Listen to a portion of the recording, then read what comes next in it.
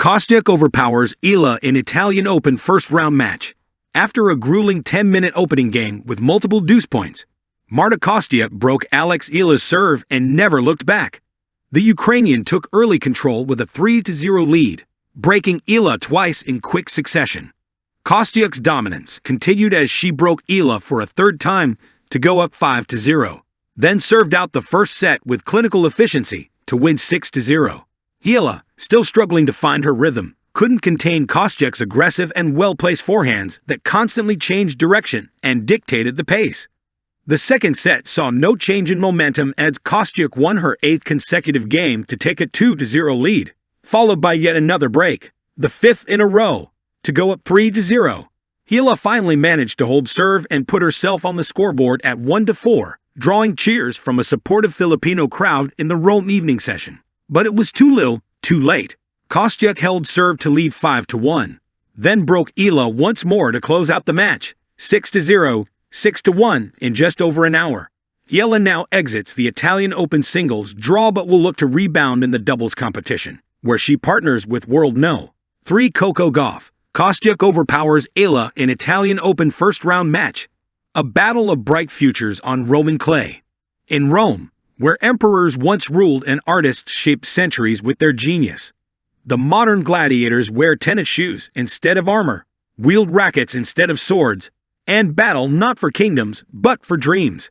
On a warm Roman afternoon at the iconic Foro Italico, a clash of youth and ambition unfolded between Ukraine's Marta Kostyuk and the Philippines' rising star Alexandra Eala in the first round of the Italian Open. And while the scoreboard painted a picture of dominance, Kostyuk triumphed 6-1, 6-2.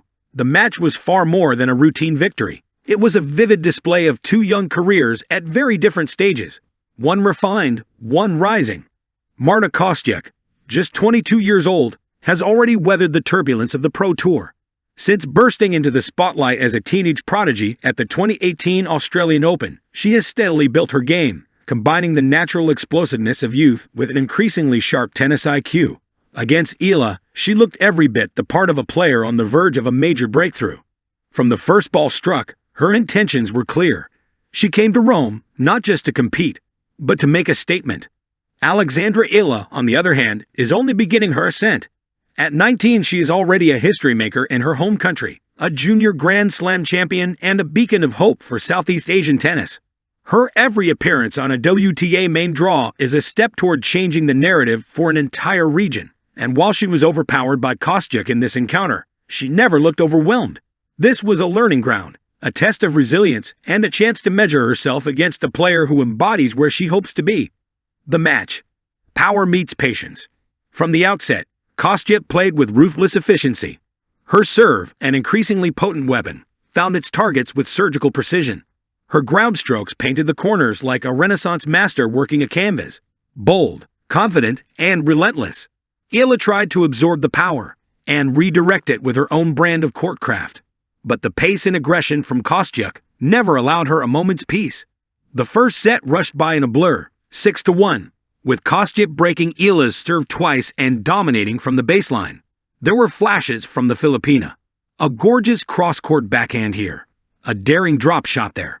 But the rhythm was firmly in Kostyuk's control. She was stepping inside the baseline, dictating rallies, and moving Eala side to side with a level of consistency that belied her age. In the second set, Eala settled slightly, managing to hold serve early and show more resistance. Her movement was fluid, her mindset focused, and there was a brief surge of momentum, which she earned break points in a tightly contested game. But each time she approached the brink of a comeback, Kostyuk snatched the moment away, slamming winners and chasing down every ball with defiant energy. The match ended 6-2, with Kostyuk lifting her arms in a restrained celebration, aware that this was only the beginning of her Roman campaign. For Eala, there was no visible frustration, only a quiet determination as she packed her bags and walked off the court, head held high. Beyond the scoreboard, two paths, one stage. The contrast between the two players was striking, not just in playing styles, but in the phases of their careers.